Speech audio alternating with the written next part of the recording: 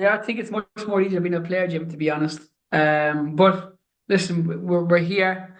There's no turning back now. We just gotta take a chin on and go hell for leather as best we can. And I suppose this situation, if someone offered you this situation back in December and said, "Look, listen, Noel, it's a one-off sort of shootout between you're at home, your opponent is away. If you can better their results, you're in the playoffs." Would you have taken that? 100%. Listen, where we were with the circumstances over the January, losing players, and then the boys being galvanized and going on the run they did, you know, uh, it was incredibly to not lose sight of what the start of the season was. The start of the season was also about survival. Staying up in the league, being obviously the third year in an embargo. So to come to the end of the season, to be there, touch and go with Leyton Orient for who gets in the playoffs. It's a massive plus.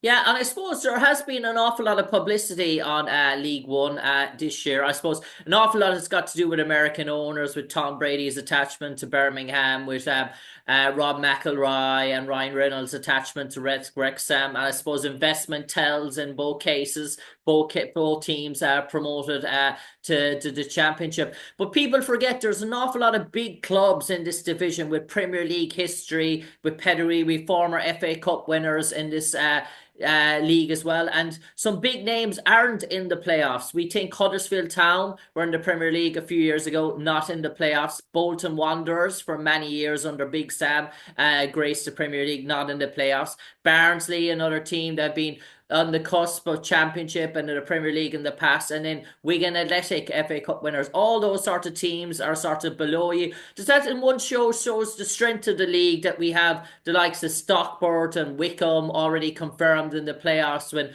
big traditional teams that are, dare I say, not in the mix. Does that goes to show you that names and reputation mean nothing in League One? Yeah, this is the thing, it is. It's a really competitive league, and I think throughout the years, big teams that were thereabouts in the Premier League and the Championship, like knocking on the door, have filtered down. So you can imagine how hard it is. The league. You didn't even mention Charlton there, who are up there in the playoffs. Yeah. So there's huge clubs at this level. And I think the standard is only increasing and getting better every year. So to find ourselves where we are, to fight the way we have, be up thereabouts. It's a real, it's a real pleasure for the boys, a real honor, and something they deserved. They've worked so hard over the last 8 to 10 months to get to the place they are at today. So fingers crossed we can finish it off. Yeah, I suppose Noel, I was just looking there, and it's an intriguing in terms of a manager because I know your approach because goals are going to be critical in terms of this weekend. And I suppose, unfortunately for yourselves, Leyton Orient have a bit of a head start in that in terms of a seven sort of a goal sort of cushion. So I assume in terms of that, the mantra is basically you're going to be going hell for leather, let the other result take care of itself. But obviously, there comes half times where you're going to be constantly in the loop, kept in feedback, and I suppose they're away from home, and it gets sort of dicey when we sort of thinking of if that seven gap could be reduced to sort of three or something like that. Then it gets sort of, dare I say, everything goes out the window really because Ramick hit the Listen, goal. I think we got to find the first one first, and it's not going to be easy. I think, and I said it before, but I think Barnsley are in a really false position, and with the players they have, the size of the club, they've got quality all over the pitch. They're a really big side. It's going to be, a really physical game from our point of view. And we've got to match that, and we've got to make sure that we start right and we focus on ourselves. And first and foremost, we've got to try win the game. And then listen, if we get the first one, fingers crossed we can get a second, and then we go from there. But right now, it's about us understanding and respecting their threats, trying to nullify them, and on the backside of that, us trying to hurt them as much as we can. We're at home, and there'll be a big crowd there, so I'd like to think that our boys will be up for them, and we'll be raring to go. And I know Reading is finding its feet again after some difficult sort of times, but dare I say, you have the capacity, you have the fan base, you have the ground network in terms of that, in terms of being a championship sort club or higher in terms of that. So we know there is growth in Reading in terms of that, in terms of potential going forward, in terms of progression. I suppose. In terms of Reading, some clubs will set objectives maybe 2 or 3 years out as continuous path. I suppose Reading and their fan base would always see themselves that bit higher. So is there extra pressure or demands to maybe with a club like Reading to maybe achieve targets maybe in a lesser time, where a club like Stockport might be a 5, 6 year plan, while Reading would be saying we need to get back up to the championship in a year or two for resources, finance, bigger gates, sort of stuff like that. Does that an added pressure? Well, not when you've had the last 3 years of an embargo, not being able to sign and buy players, points deductions a year after year. Um, so for all that to be hopefully behind us, potentially, um, if this is listen, we're under no illusion that we are rebuilding here, and we've just started. I'm in the job now. I think probably 5 months. Um, we've put together an identity of what we want to look like on the pitch. And it's about us now building on that.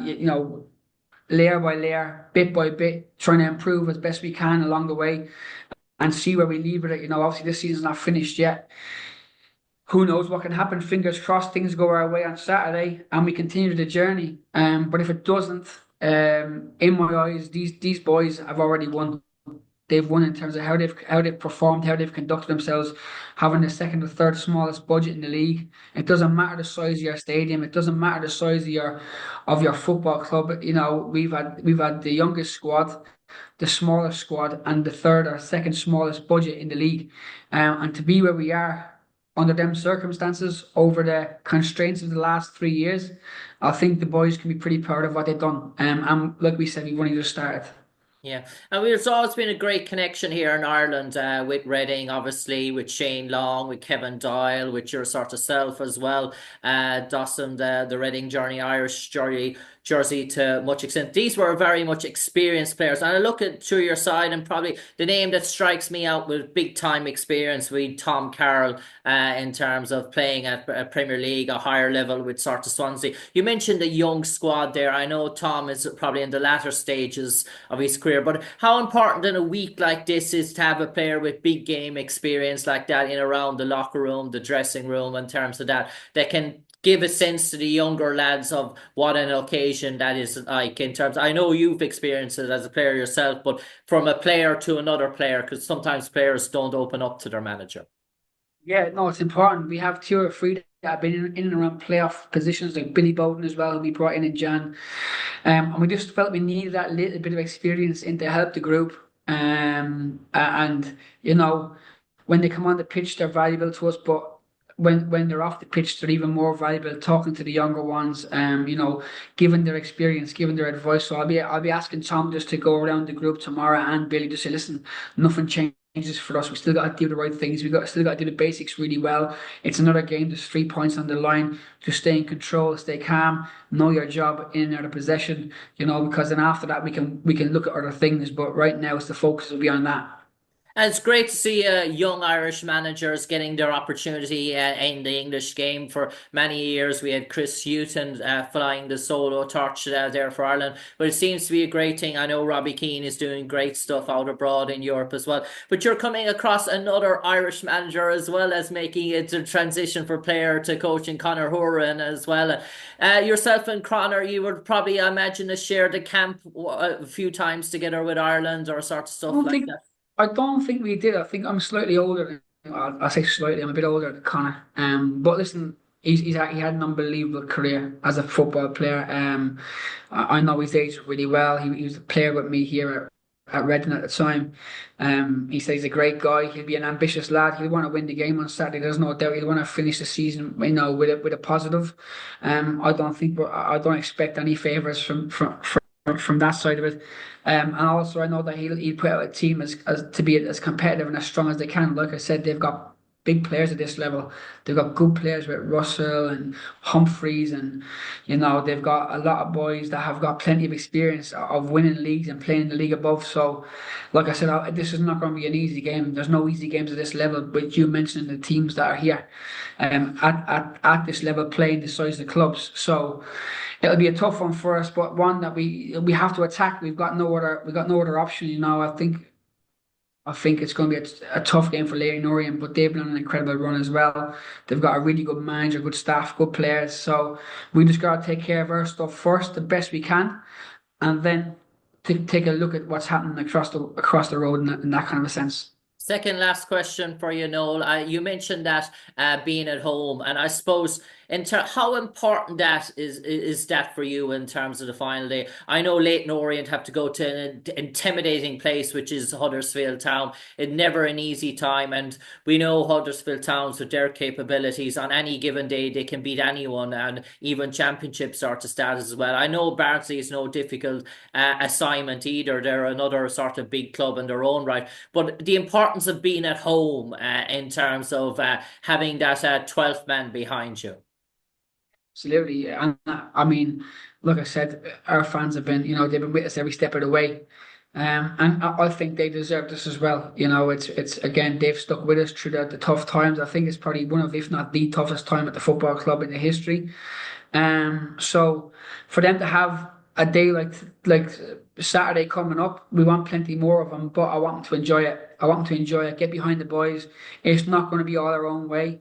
Just stay patient with it, keep backing the boys, keep the enthusiasm up as they always have done, and be that 12th man, like you said.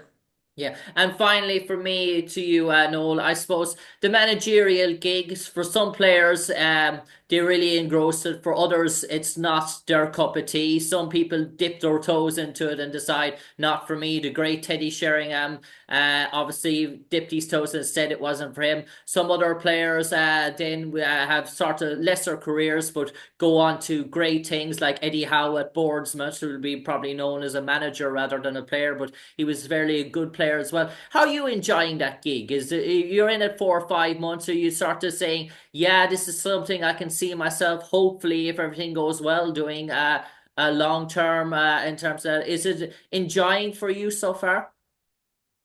I've loved it. I have loved it. There's days when you hate it. There's days I'm not a great loser. Um, so they can be some dark days with it as well. But it's important that we keep, not too high when we win, not too low when we lose. That kind of a mindset. It's hard to do, but and again, switching off from it when you can from time to time. So I've dipped my toe in it now. I think you could say I'm pretty wet at the moment. And I'm going to see where it goes. I love being on the grass. I love coaching. I love being around the boys. I love the managing side of it. I love it all. It's not just one area of it. I love the whole, environment, if that makes sense. So if this gig takes me down the road for the next 5, 10, 15 years, brilliant. I'd love to do it, and be as successful as I can. If it doesn't, I gave it a shot. I had a crack at it, and if it doesn't work out, I'm sure I'll be coaching summer. So I think no matter what, I've got a lot to give in terms of football experience, advice, coaching wise. So let's just see where it goes.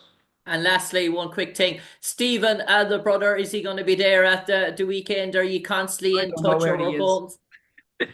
Oh yeah, we stay in touch. He's been actually trying to phone me there a couple of times. Yeah, he could be here. He could be anywhere, that man. But we're quite a funny family because we get nervous. We used to get nervous if I was playing or if Stephen was playing and I wasn't. I was injured or suspended or whatever. Probably suspended more than injured. But I couldn't watch him. I couldn't watch him play. So I know he's come to a couple of games this season. He's found it tough to watch, a bit nervous, and stuff, and that's a good thing. You know what I mean? It shows that he cares, and I'm the same. But my dad's the same. He struggles. He came over to one game. He was crying. He was crying. He came to the game. I can't remember who it was at home. We won. But he just finds it so tough to watch. And listen, it's part and parcel of it, isn't it? So if he's here, brilliant. Again, I won't know who is in the stand. I mean, my wife take care of it. She take care of all that. All the family be there, and I'll just focus on what I can focus on and what I can control. So that'll be inside them white lines for that 90 plus minutes. And then after it, we can go and have a drink and have a bit of food together. Noel Hunt, best of luck to you and Reading at the weekend. And please God to say that there's maybe another 3 to 4 games left in Reading's season this year. But for me, Jim Conlan, to you, Noel Hunt, and to Reading Football Club, best of luck at the weekend, and Irish eyes are smiling on you. Thanks, Jim. I appreciate it.